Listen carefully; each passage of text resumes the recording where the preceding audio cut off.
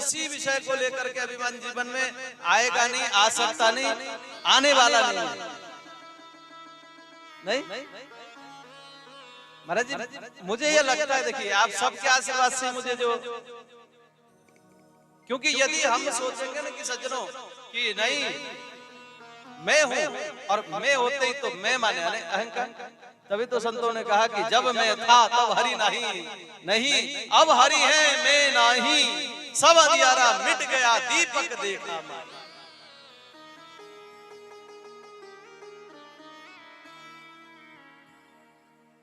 प्रभु की कृपा से सज्जनों हमें जो कुछ भी मिला वो प्रभु की तरफ से गिफ्ट मिला है। और ध्यान दीजिएगा, ये प्रभु गिफ्ट जो देते हैं ना, वो कुछ क्षण के लिए देते हैं, कुछ समय के लिए देते हैं, कुछ काल के लिए देते हैं। मैंने एक दिन कथा में थोड़ा सा इशारा किया था, आप लोगों ने जो जिन्होंने कथा सुनी उनको स्मरण हो। देखो जी, कोई सुंदरता का अभिमान करे बेकार है। क्यों? सुंदरता तुम्हारी है ही नहीं, हमारी है ही नहीं।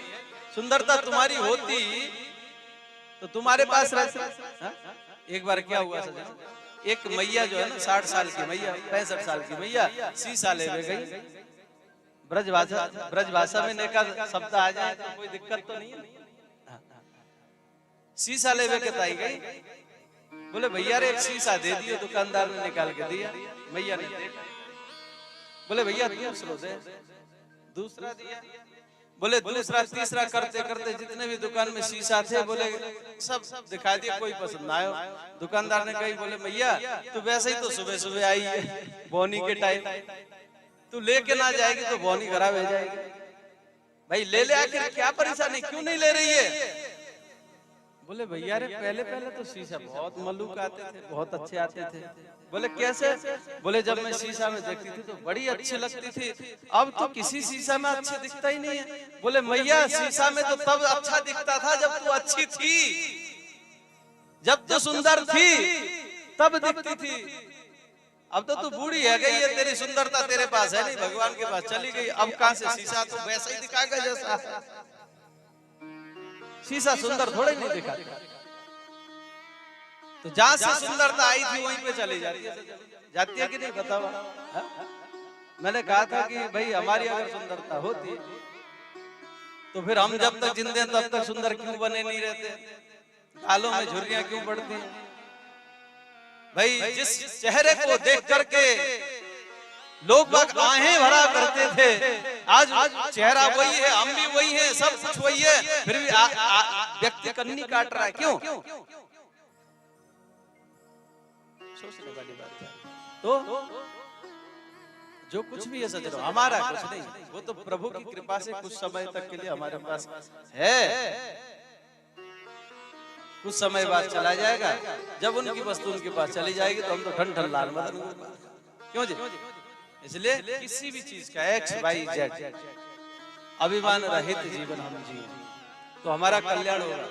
और मैंने निवेदन किया था ना, भागवत जो है ना, किम श्रेय सार का स्वतार प्रयोजन किम कर्म केवतारस्य धर्म कर्म शरणम गता।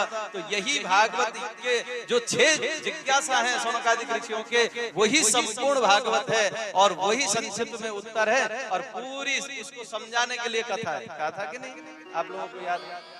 बात वही आ रही है कि नहीं आ रही? बताइए।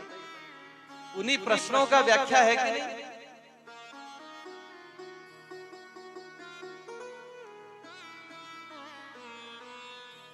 अभिमान से रहित जीवन हमारा। मैं अक्सर कहा करता न अभाव में जियो, न अभाव में जियो, न किसी के प्रभाव में जियो। ये प्रभु की देन है सज्जनों कि हमें मनुष्य बनाया। तुम सदा प्रभु के भाव में जियो, न अभाव में जियो, न किसी के प्रभाव में जियो। ये जीवन प्रभु की देन है, सदा उस प्रभु के भाव में जियो, कल्याण हो जाएगा।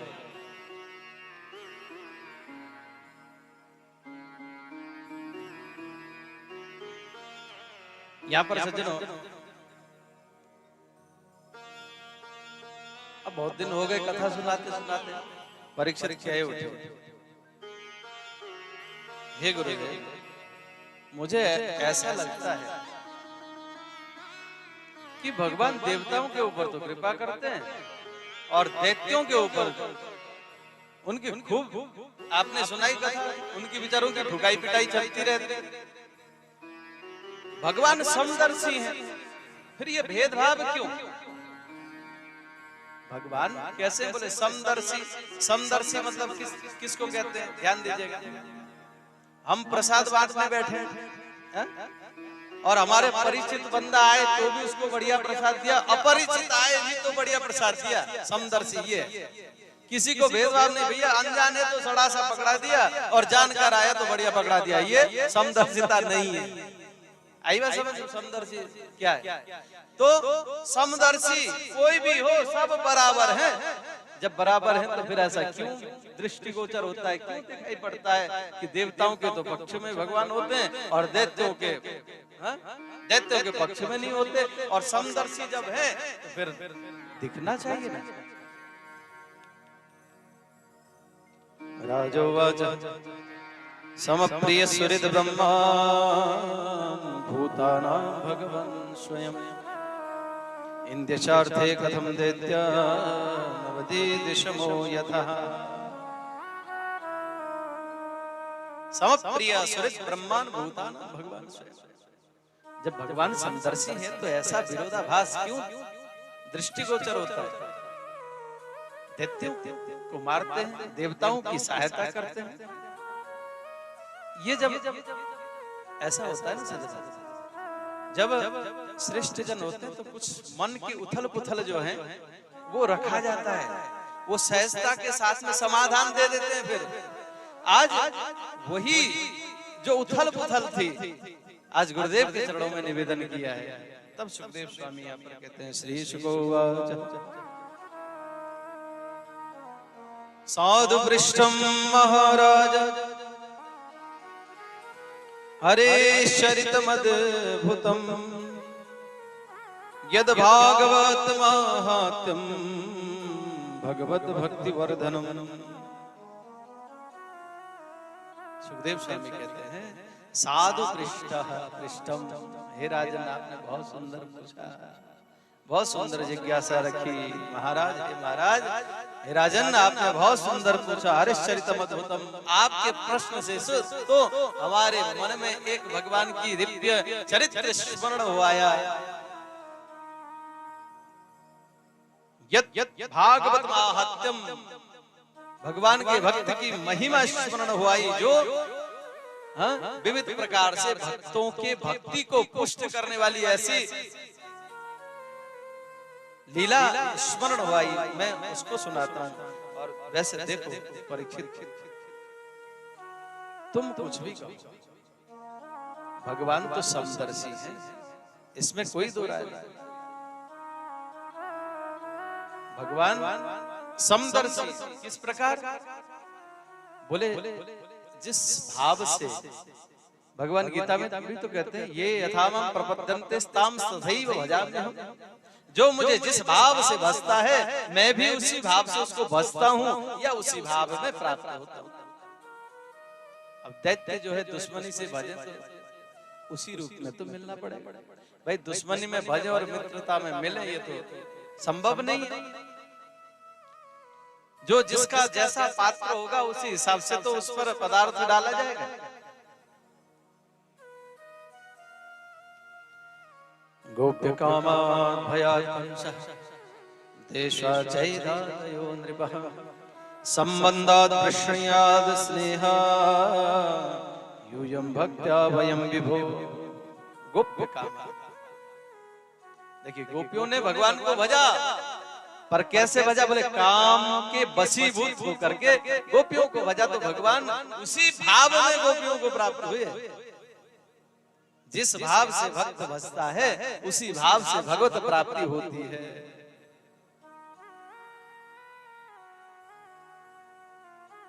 भयात कंसो, कंस ने भय के कारण भजा। गुरुदेव के मुख से सुना था, बोले काला काला होगा, काला काला होगा। तो कंस की भक्ति इतनी बढ़ गई, सज्जनों संत जन गुणी जन कहते हैं, दाल में जब छोंक लगती लगाते थे जीरा का, तो जला हुआ जीरा भी कृष्ण दिखने लगा था घनश्याम। इतनी भाव में प्रगाढ़ता आ गई।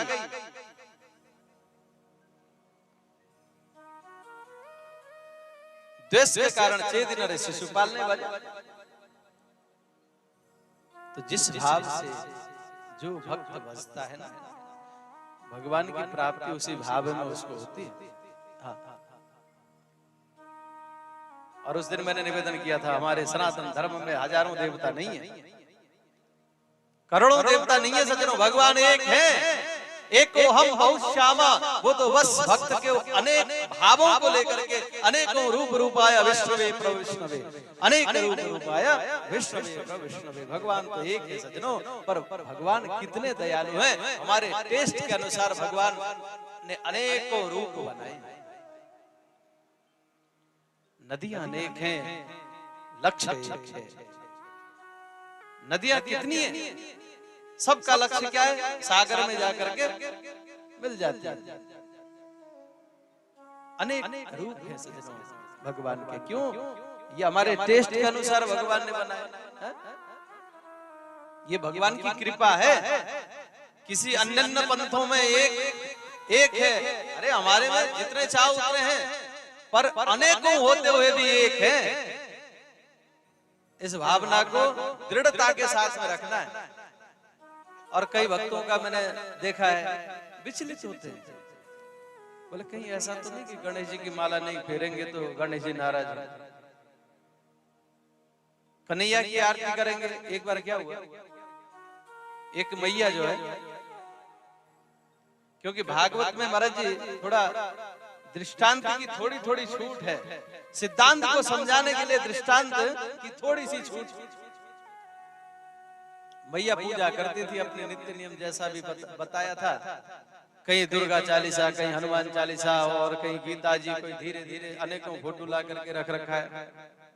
एक मैया एक बार एक कामना के साथ में, एक किसी कामना के साथ में कोई अनुष्ठान कर रही थी, गणेश जी की साधना की, काम नहीं बना संयोग से, या भाव की पूर्ति नहीं हुई किसी कारण से।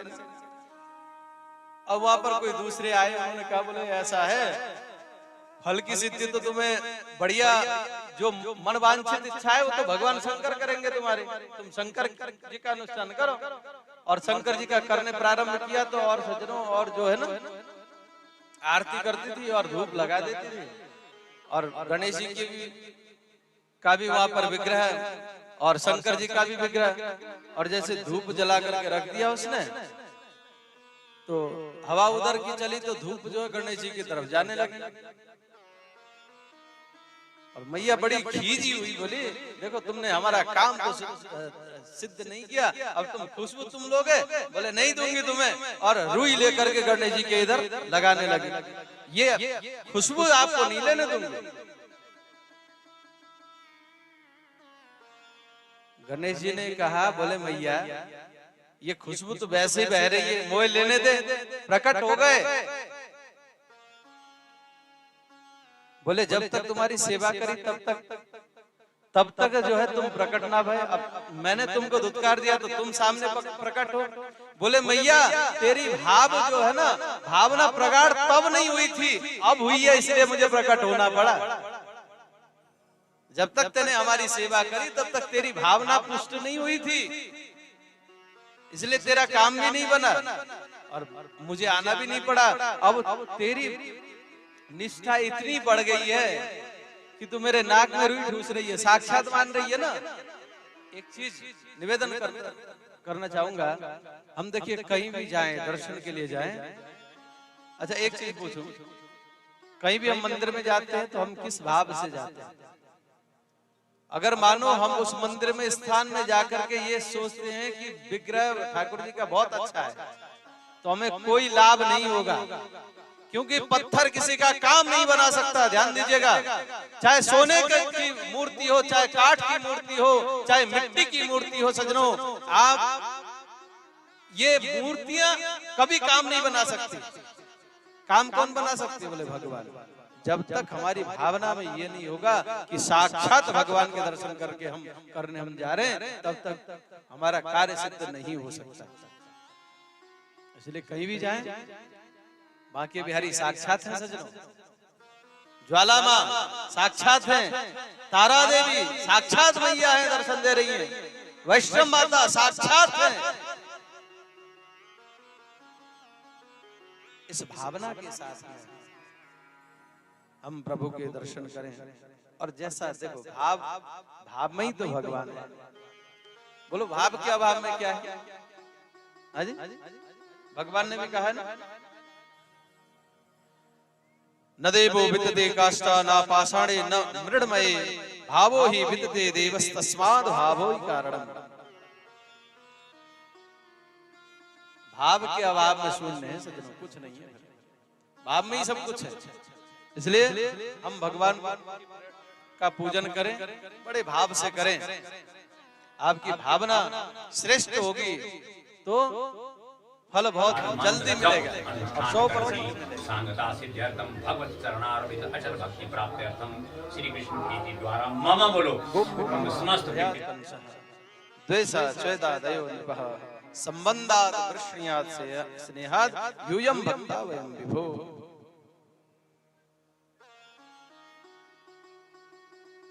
देखो परीक्षित, उस समय की बात जब भगवान ने वराह का रूप लेकर के हिरण्याक्ष का वध किया, अपने भ्राता को मरा हुआ देख करके हिरण्यकश्यप ने तब ठान ली, अपने बंधु बांधवों को तो हौसला दिया कि रो मत, शोक मत करो, भाई ने वीर गति को प्राप्त की है, शोक नहीं करना चाहिए। परिवार वालों को तो समझाया, पर उसी समय उसने सोचा जब तक मैं नारायण को मार करके उस नारायण के रक्त से मेरे भाई को जलांजलि तिलांजलि नहीं दूंगा, चैन से नहीं बैठूंगा। रुधिर प्रिय तर्पश्य भ्रातरम में गतव्य था, सुखदेव स्वामी कहते हैं। तो सजनों, अब यहां पर अपने गुरुदेव से कहता है हिरण्यकश्यपु, मुझे नारायण से बदला लेना है। भाई शक्तिवान से लड़ने के लिए शक्ति संपन्न भी तो होना चाहिए, अपने आप को तैयार भी तो करो। कैसे लड़ाई करोगे? शक्ति संपन्न बनो। कैसे? गए तपस्या करने, हिरण्यकश्यपु तपस्या करने गया सज्जन।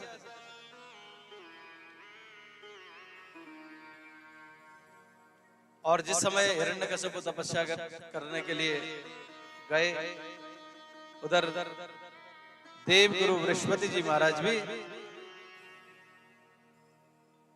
शुक का रूप बनाकर, एक पक्षी का रूप बनाकर, जहां पर ब्रह्मणे नमः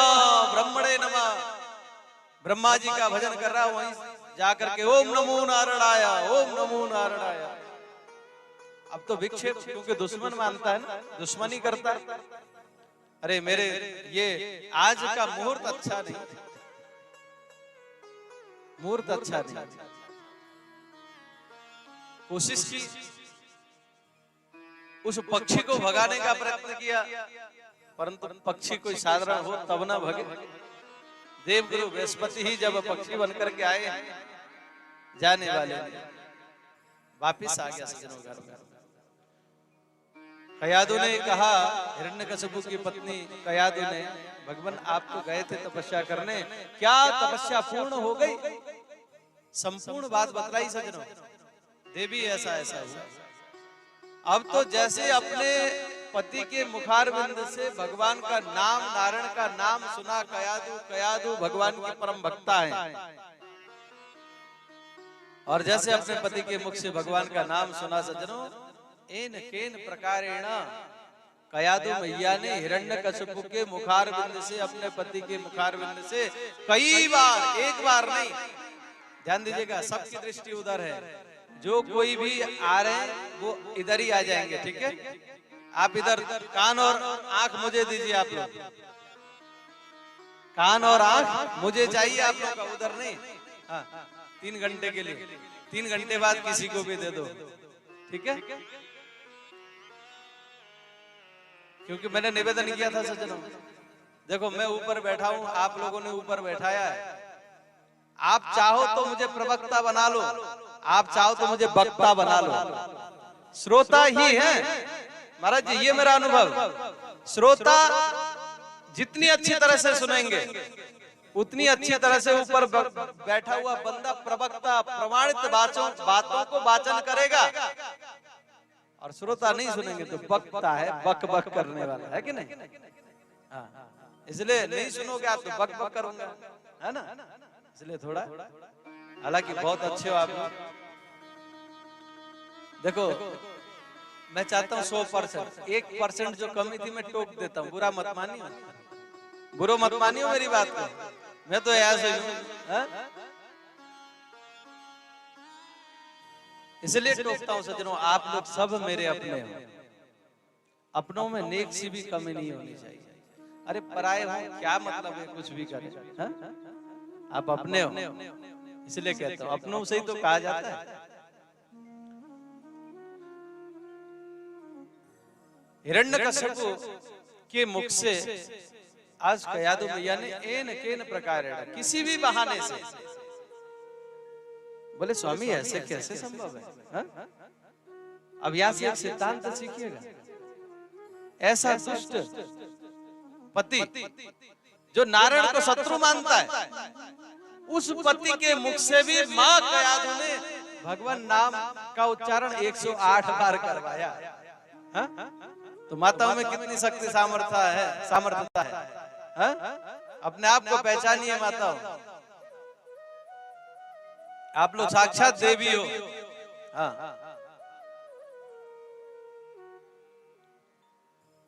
और हमारे संत जन कहते हैं उसी रात्रि को गर्भ में प्रहलाद जी महाराज का आगमन हुआ।